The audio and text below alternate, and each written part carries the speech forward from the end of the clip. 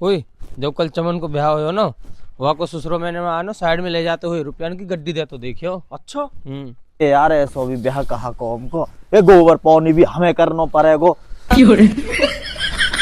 बात तो सही है। ओ चमन तू पहले हाँ